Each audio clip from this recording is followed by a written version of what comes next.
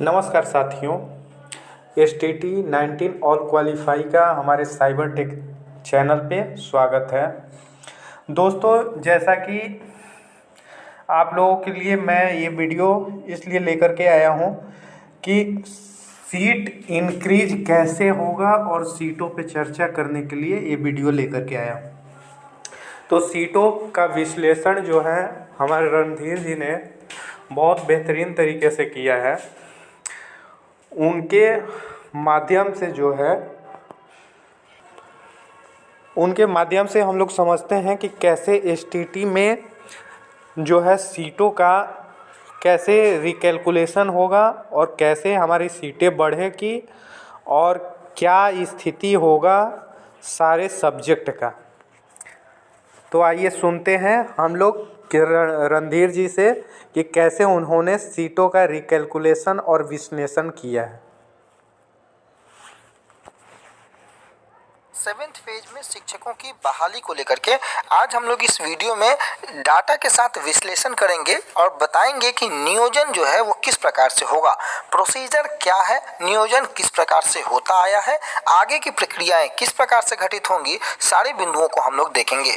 STET के marks को जिस प्रकार से लोगों ने बड़ी उत्सुकता से आगे बढ़ाया है, उस मार्क्स का क्या हाल है उसको देखेंगे और एसएसटी सब्जेक्ट के बारे में विस्तृत चर्चा, जिसमें एसएसटी के कई डाटा का विश्लेषण हम लोग करेंगे। पूर्व में जो बहालियां हुई हैं, जो चरण पूर्व में समाप्त हो रहे हैं, उन चरणों के बारे में कैंडिडेट जो है किस प्रकार के थे, क्या मार्क्स है, किस प्रकार का उनका प्रतिशत बन रहा है और आगे 7वें चरण में जो अभ्यर्थी आने वाले हैं उनका प्रभाव किस प्रकार से पड़ेगा। इन सभी बिंदुओं को 2011 और 2019 में टोटल कितने अभ्यर्थी हो सकते हैं, सारे बिंदु के साथ हम लोग डाटा के साथ इसमें विश्लेषण करेंगे।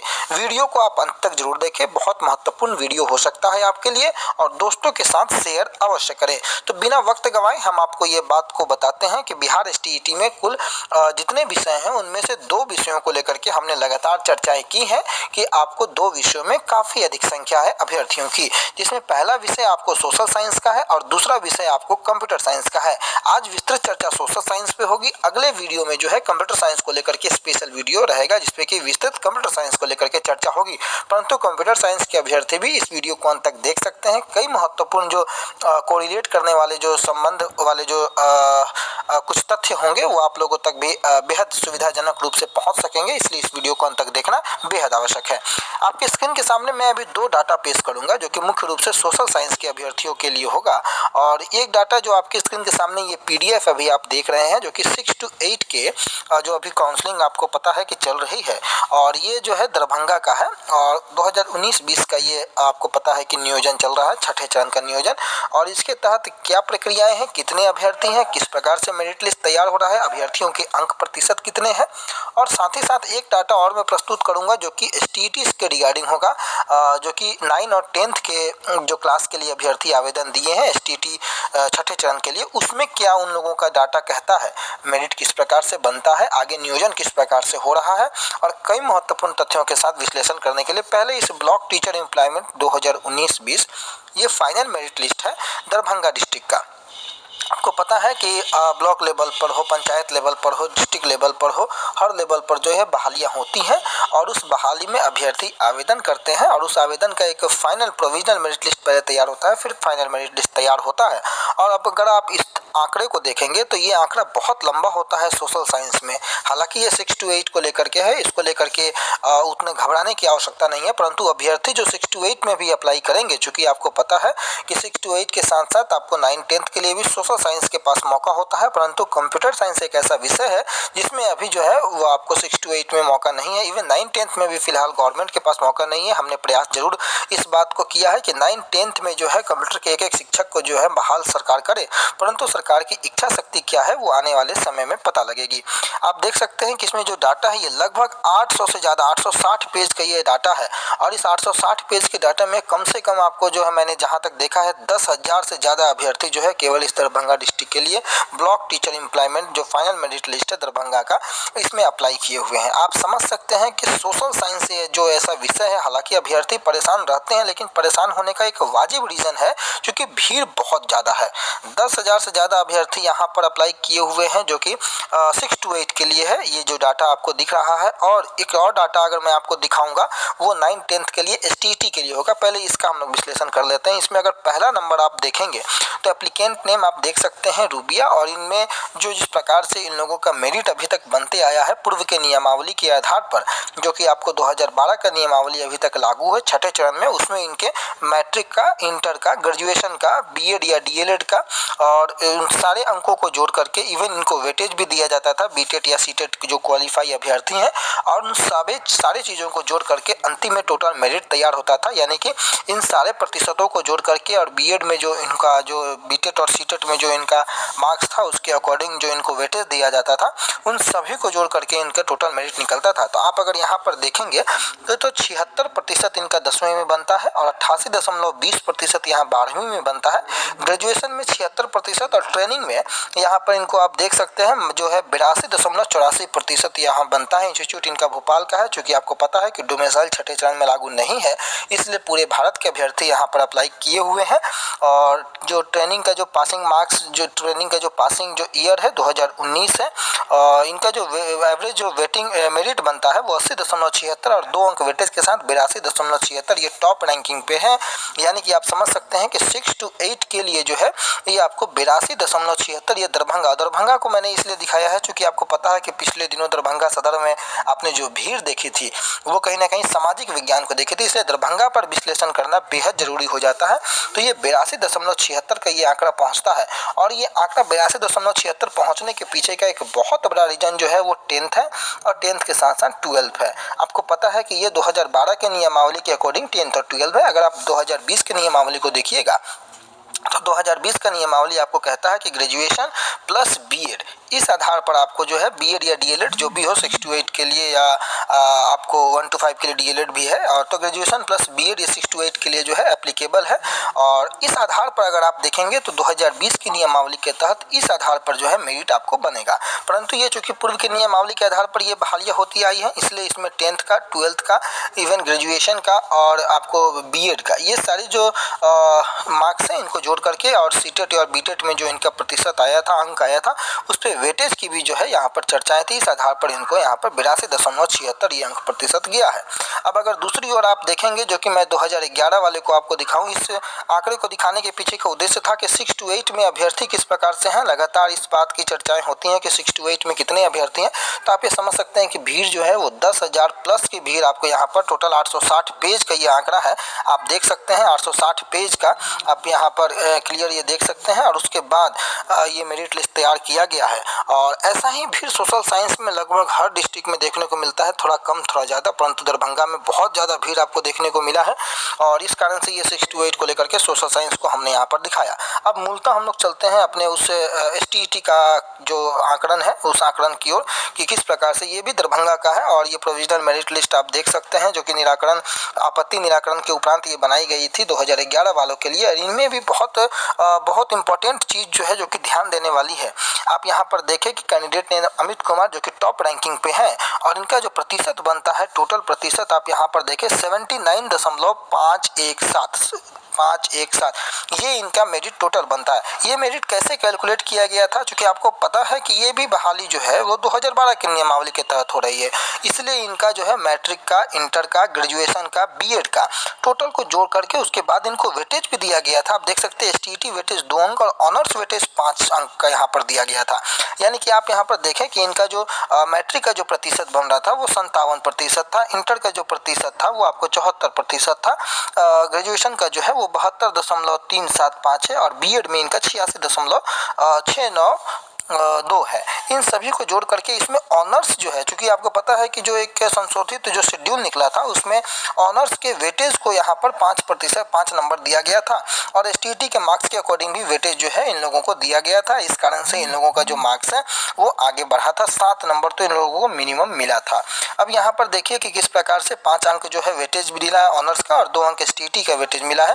परंतु एसटीटी का वेटेज जिस प्रकार से था कि 105 से नीचे वाले को 2 अंक और उसके बाद 105 से ऊपर को 4, 6, 8, 10 इस तरीके से वो डिवाइड किया गया था। 70%, 70 से लेकर 90, 80% इस तरीके का डिवीज़न जो था वो जो कि नियमावली 2012 में उसकी उल्लेख थी। और उसी तरीके से कैटेगराइज यहाँ भी किया गया है। आप देख सकते हैं कि किसी को 2 अंक एसटीटी का वेटेज मिला है तो किसी को 6 अंक एसटीटी का वेटेज मिला है, किसी को 6 मिला है तो किसी को 4 मिला है, फिर किसी को 2 मिला है। परंतु एवरेज आपको 2, 4, 6, 2, 4, 6 का आंकड़ा यहाँ पर आपको दिख रहा होगा, जो कि 2011 की चर्चा है। आप इस अगर एसटीटी वेटेज को आप देखेंगे तो आपको अनुमान लग जाएगा कि किस प्रकार से है। क्योंकि आपको पता है कि 60% वहाँ पर क्वालिफाइंग था, इसलिए एसटीटी की मैं बात कर रहा हूँ तो 90 नंबर तो वहाँ मिनिमम लोगों ने लाया है। और 90 नंबर ही नहीं, इवन 100+ मैक्सिमम लोगों का अभी भी नंबर जो है 100+ है 5 चरणों के बीत जाने के बाद। ये मैं काफ़ी डाटा देखने के बाद आपको मैं इस बात को बता रहा हूँ। तो मुख्य बातें यहाँ पर हैं कि ये जो 2012 के नियमावली के तहत जब ये बहाली हो रही है तो इसमें आपको मैट्रिक, इंटर, ग्रेजुएशन, बीएड सभी को और इवन ऑनर्स के वेटेज और एसटीटी के वेटेज को भी जोड़ करके ये प्रतिशत 79.517 होता है।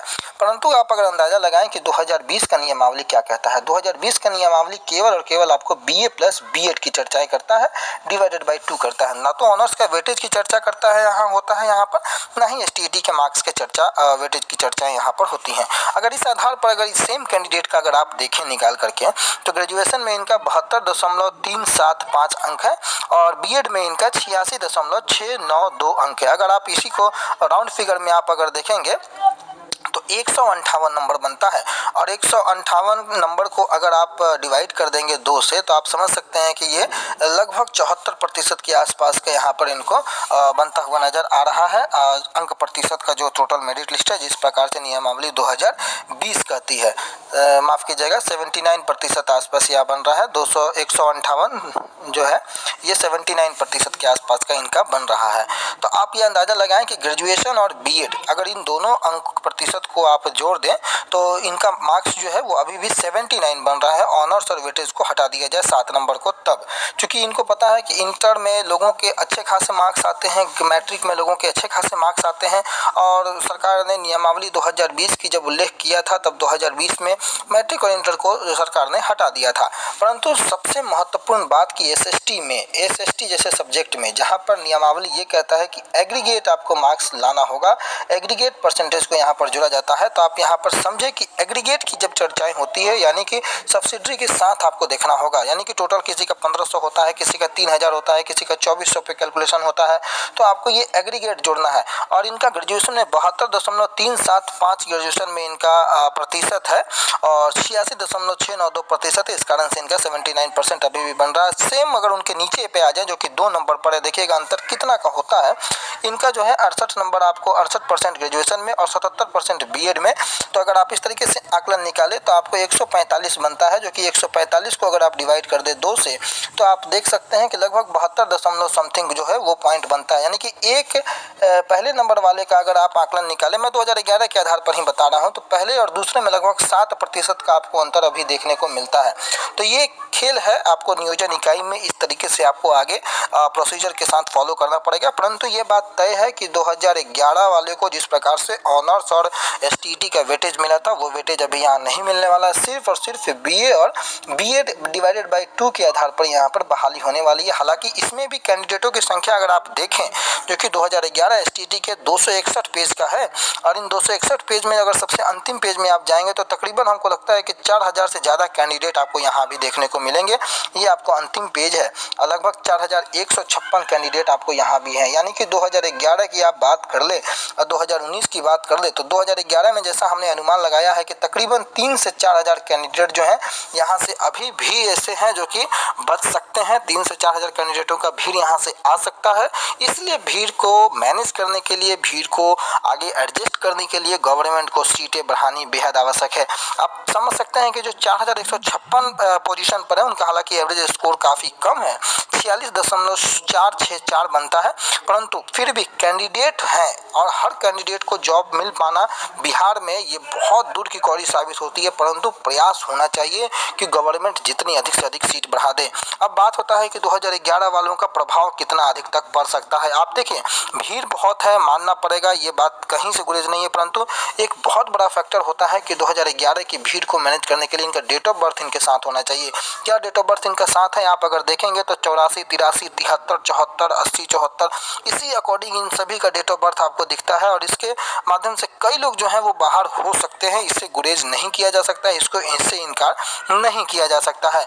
इसलिए आगे आने वाले वक्त में ये देखना होगा कि किस प्रकार से सरकार जो है आगे 7th फेज की जो नियोजन प्रक्रिया है वो चलाती है, परंतु कैसे अगर नियोजन होगा इस बात की अगर आप चर्चाएं करें तो आप ये समझ सकते हैं कि नियोजन जो 2020 की नियमावली कहती है कि बीए और बीएड के आधार पर, बीए और बीएड डिवाइडेड बाई 2, ये एसटीईटी की मैं बात कर रहा हूँ, इसी आधार पे आपका जो है प्रतिशत कैलकुलेट होगा, मेरिट नियोजन इकाई में बनेगा। अप्लाई करने का मौका ऑनलाइन सेंट्रलाइज अगर होता है तो आपको एक बार अप्लाई करने पर जो है आगे जिस भी प्रकार से जहाँ पर आप फिट बैठते हैं गवर्नमेंट एजुकेशन डिपार्टमेंट आपको उस अकॉर्डिंग वहां के लिए बहाल कर सकती है। आगे देखना होगा कि प्रक्रियाएं किस ओर मूव करती है, परंतु 2 विषयों में से एक विषय जो महत्वपूर्ण था एसएसटी का, जिसमें काफी भीड़ है और इस भीड़ को मैनेज करने के लिए गवर्नमेंट को जो है सीटें बढ़ानी बेहद आवश्यक है, अभ्यर्थियों को दबाव डालना बेहद जरूरी है ताकि सीटें बढ़ सके। रही बात एसटीईटी मार्क्स को लेकर के, तो आप ये समझ सकते हैं कि जो वेटेज है आप देख सकते हैं कि एसटीईटी का वेटेज अगर आप देखें यहाँ पर तो ये कैंडिडेट जो है वो आप लगभग 3600 पोजीशन पर भी अगर कैंडिडेट 4 अंकों का वेटेज पा रहे हैं तो आप ये समझ सकते हैं कि मैंने कहा कि 100 के ऊपर सारे लोग आप मान सकते हैं, 100 के नीचे बहुत कम लोग। मिनिमम आपको मैंने बताया है कि 100 प्लस, मैं एक वीडियो क्रिएट कर दूंगा जिसमें कि आप अंक देख सकते हैं, 100 के प्लस लोग हैं जो कि हर कैंडिडेट जो कि बिहार में 2011 में क्वालिफाई किए थे 100 प्लस लाने वाले हैं। इवन अभी भी 130, 131 वाले कैंडिडेट भी आपको दिख जाएंगे, 117, 115 ये नॉर्मल लोग, 105, 107, 110 नॉर्मल लोग हैं। तो आप ये समझ सकते हैं कि बिहार एसटीईटी 2019 में लोग जो हैं वो 75 नंबर ला करके भी हैं और 110 नंबर ला करके भी मेरिट में कई विषयों में है, परंतु सोशल साइंस में जो है ये बात अलग हो जाती है। 2011 में भी काफ़ी अच्छे अंक लाने वाले लोग अभी भी पड़े हुए हैं जिनका नियोजन नहीं हो पाया है और उसके लिए अंकों का जो खेल है, एसटीईटी मार्क्स का जो खेल है, वहाँ मार्क्स पर वो भारी पड़ेंगे क्योंकि वहाँ का जो पैटर्न था उस समय के लोगों का जो मार्क्स था वो मार्क्स आप देख सकते हैं जाकर के किसी भी नियोजन इकाई की मेरिट लिस्ट में हमने उस चीज़ को देखा है, कंसिडर किया है, तब इस बात को आप लोगों को बता रहे हैं। बाकी रही बात नियोजन की, तो आपको पता है कि बिहार सरकार के माध्यम से अप्लाई करने का जब मौका मिलेगा सारे लोग अप्लाई करेंगे, ऑल क्वालिफाइड जो कैंडिडेट हैं वो अप्लाई करेंगे और उसके बाद नियोजन इकाई जो है अलग अलग मेरिट लिस्ट तैयार करेगी। दरभंगा का दिखाना इसलिए आवश्यक हो जाता है क्योंकि दरभंगा जो है वो बेहद क्रूशियल रहता है, हर बार दरभंगा में भीड़ काफ़ी अधिक होती है और इस बाबत जो है अभ्यर्थियों को ये देखना होगा कि किस तरीके से मेरिट लिस्ट बनती है। अब कितना अंक सेफ है, कितने अंकों का चयन हो सकता है, किस प्रकार से अभ्यर्थी आगे बढ़ सकते हैं, कितने प्रतिशत के अंक वाले अभ्यर्थी कहाँ आवेदन कर सकते हैं, इन सब चीज़ों के लिए आने वाले समय में वीडियो क्रिएट करूंगा, परंतु अभी के लिए सिर्फ इतना ही। एसएसटी को लेकर के हमने विस्तृत डाटा के साथ विश्लेषण किया। आने वाले समय में मैं सारे विषयों को लेकर के 1 बाई 1 उपस्थित होऊंगा। फिलहाल के लिए इतना ही, इजाज़त दीजिए। धन्यवाद दोस्तों। हमारे यूट्यूब चैनल पे और भी अधिक शिक्षक, बिहार शिक्षक बहाली के रिगार्ड से जानने के लिए हमारे यूट्यूब चैनल से बने रहें। शेयर, लाइक, सब्सक्राइब करना न भूलें। धन्यवाद। Thank you.